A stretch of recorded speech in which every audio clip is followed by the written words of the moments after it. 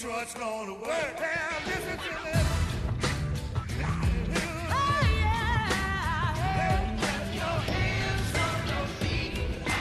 Detroit's gonna work. Miss your shoes on those sleeves. But Detroit's gonna work. Once that clock is trying to run, it's time to go to work. Yeah. Go into work. Go into work. Go into work. Go into work.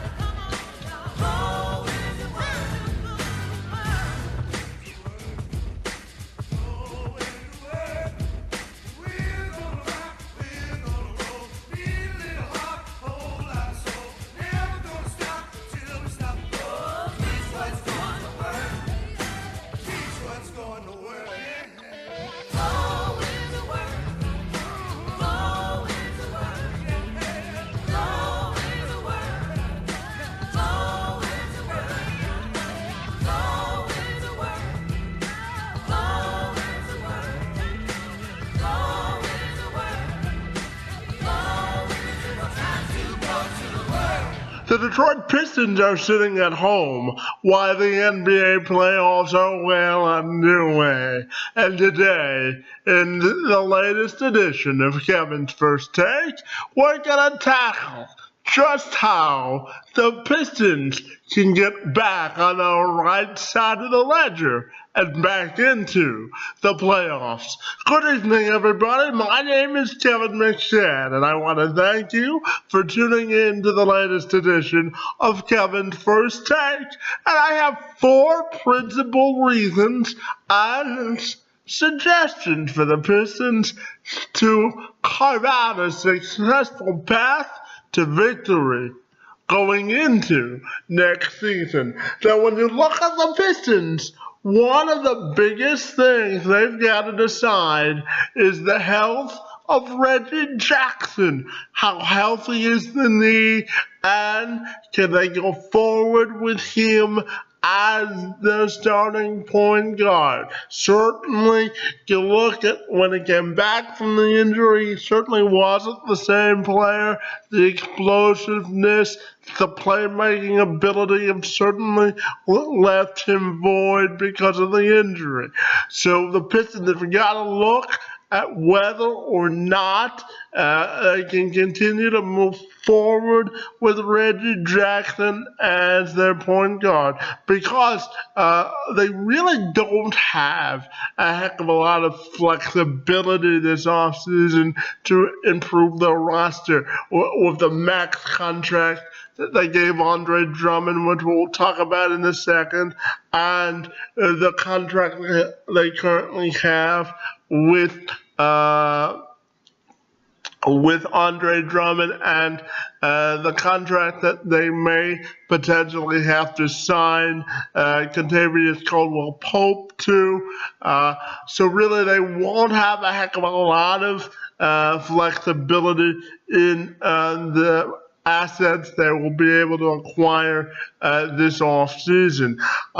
When you look at Andre Drummond, this may be the enigma of the franchise. He has the talent to be an anchor, a player that you look at to say he has the potential, but the potential hasn't translated into the results as far as wins and chemistry on the court. So the Pistons really have to dig deep to see if they can cultivate a successful future with Andre Drummond. The free throws, of course, continue to be a problem. He was hovering at and around 50% for the season in shooting free throws.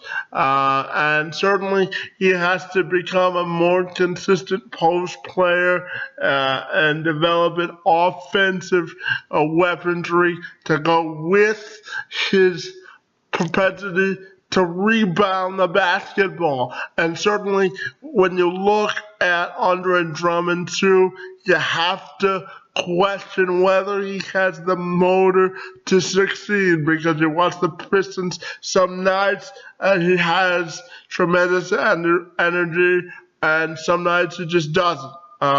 So you have to look at that as a concern and a piece moving forward for the Pistons. Third, we talked about Contavious Caldwell-Pope earlier in this segment. When you look at the deals that he will potentially garner on the market, now the Pistons may be in a position will have to match any offer that he receives because of the restricted free agent status. And the question they have to ask themselves is, do they want to hitch their wagon to those three players, and Pope, Caldwell-Pope, Drummond, and Jackson, because Stan Van Gundy was given the keys to do whatever he wanted with this franchise when he took over a couple of years ago. They made the playoffs last year and got swept in the first round by the Cavaliers, as we saw last year. So the Pistons, fundamentally as an organization, have to ask themselves where they see themselves as an organization moving forward, and how they can cultivate tangible results out of the group they have, because as I mentioned earlier, they really don't have a heck of a lot of flexibility in what they're trying to accomplish from a financial perspective. So Stan Van Gundy really has to challenge his guys to dig deep within to see progress moving forward into next year, because this is the lot that they have. So they've got to make sure that the Pistons are connected on the court chemistry rise, because you look at the Pistons, sometimes this year they looked lost as a group, and some nights, quite frankly, they look like they just simply didn't care. So you have to wonder, where is the internal fortitude to get the job done going into next season. Now, when we look at what Stan Van Gundy said during his post-game press conference at Orlando to finish the season, he said the team didn't have a heck of a lot of shooting prowess, and if you look at the roster, he's right. I mean, their starting lineup really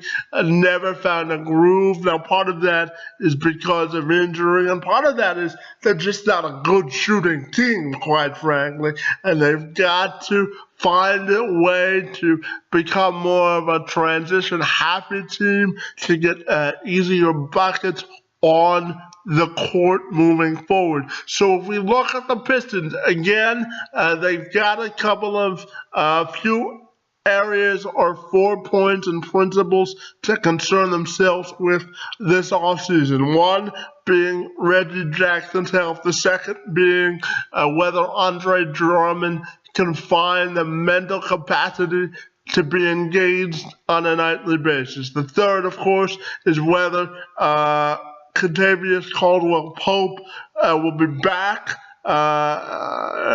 under a long-term deal, and whether the Pistons are really anxious to match whatever offer he does receive.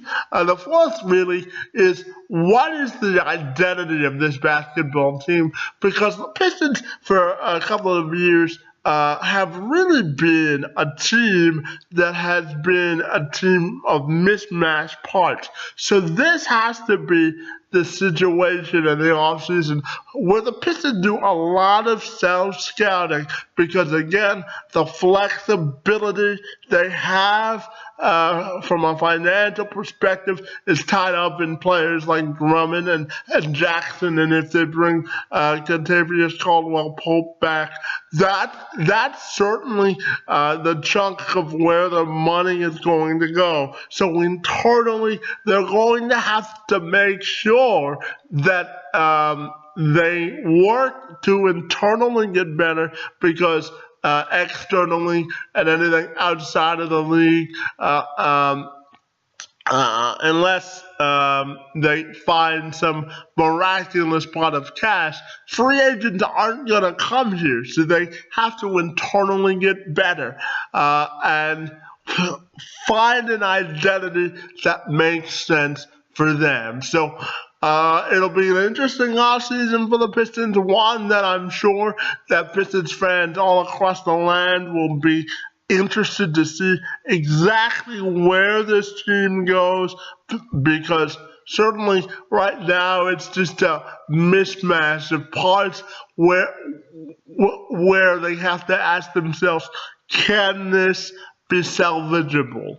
And my answer is I just don't know. We'll see what they do in the draft and bringing in young talent and whether Stanley Johnson actually develops into something or whether that's another wasted opportunity to be successful.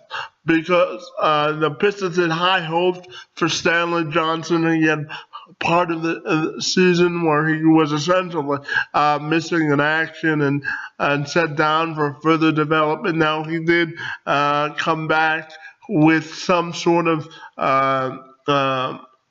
small spurt of consistency for a while off the bench, but when you're drafted 8th overall, you've got to produce more than what they got out of Stanley Johnson. And Henry Allenson, the player that took this year, he has to continue to develop. And certainly the Pistons also have to develop some sort of a bench and getting more consistency out of their bench play as well. So it's a long offseason to-do list, and I'm just not sure that the Pistons have the capital or the flexibility to do anything outside of what they already have in-house. And certainly with the move downtown, the Pistons are going to have to look in deeper with themselves in order to get better, because quite simply, they just don't have the money to attract free agents, and free agents simply don't come here to begin with. So thanks for watching this edition of Kevin's First Take. It should be a very interesting offseason for the Pistons, one that I'm sure that all Pistons fans out there will keep a close eye on. Thanks for your time, everybody, and have a great night. Bye for now.